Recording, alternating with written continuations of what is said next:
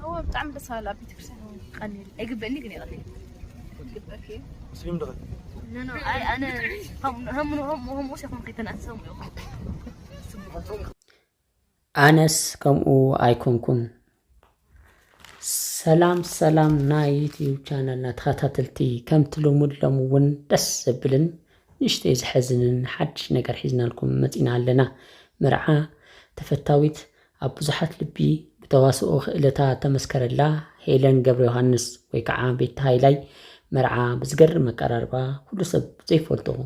سلسب أيام بيت هايلاين زقر مزي تسمع حدش سينا لنا اسكا مجرشا مسانا صنحو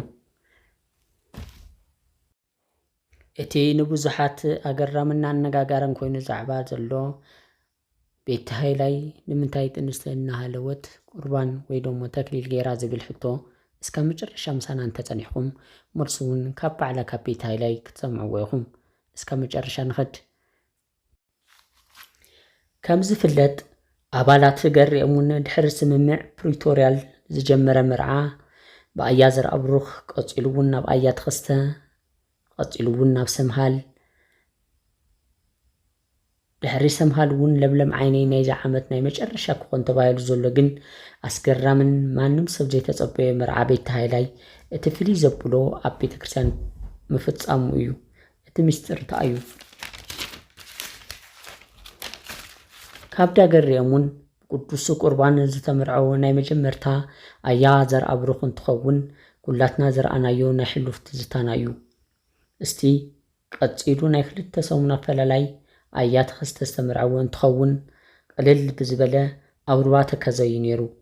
ኣያ ተኸስተ ሰበይቲ ካብ ገጠር ከም ዘምፀውን ባዕሉ ኣብ ማሕበራዊ ሚድያ ተናጊሩ ኣነጋጋሪ ዘብዓ ኮይኑ እውን ሓሊፉ እዩ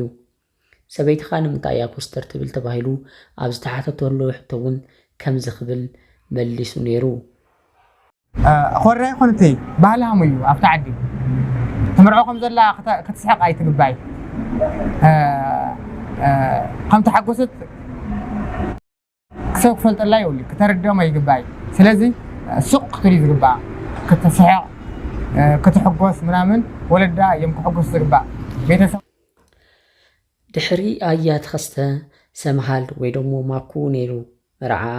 ብዝገርም ብዙሓት ዘደንገጸውን እዩ ነይሩ ምክንያቱ እውን ሰምሃል ቆልዓ ተጌራ ብህዝቢ ተሳኢላ ስለ ዝነበረት እና ቀፂሉ እውን ናይ ለምለም ዓይነ መርዓ እኳ እንተነበረ ድምፂ ኣልባ መርዓ ኮይኑ እውን መርዓ እውን እዩ ነይሩ ኣብ ንእሽተይ ዝበለት ገዛ ብመዝሙር ሓሊፉ እቲ ናይ ሎማዓንቲ መርዓ ቤት ሃይላይ ፍልይ ዘብሎ ከዓ ካብ ኩሉ ፍልይ ዝበለ ገና ካብ ሕፀ ጀሚሩ ወፃእታት ዝበፅሑ ሕዚ ንብዙሓት ኣዘራራቢ ዛዕባ ኮይኑ ዘሎ ጉዳይ ግን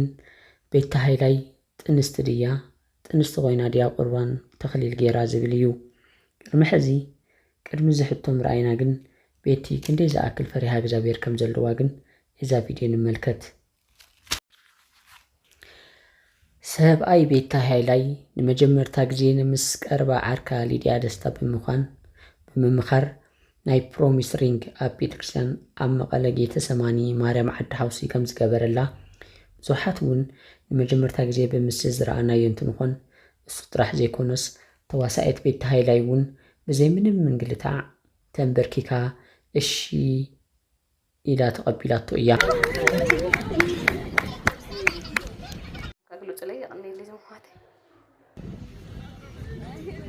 ቤት ሃይላይ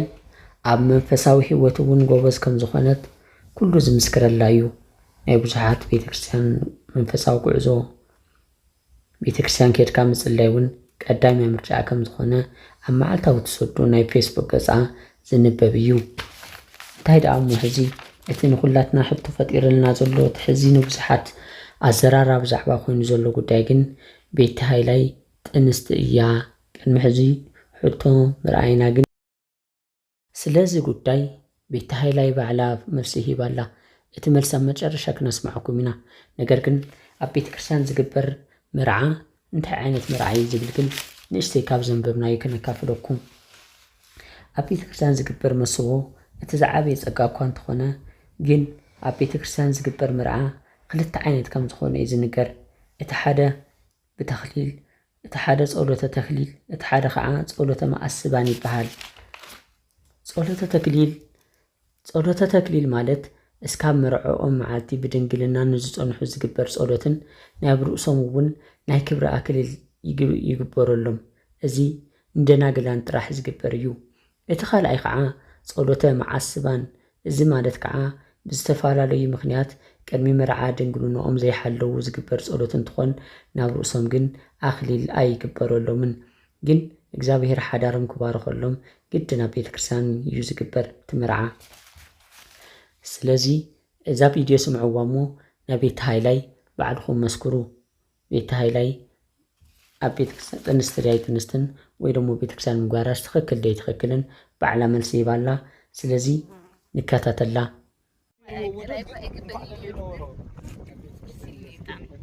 بتعمل رسالة بتكسر قليل يقبلني قليل قليل مسلم دغ لا أنا هم وش يكون قيتنا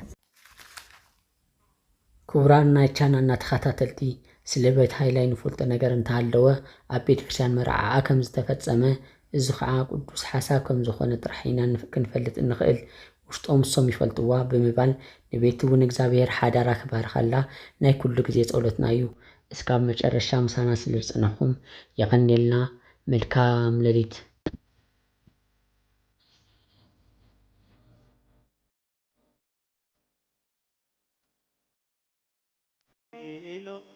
ሳይሆን ተመታ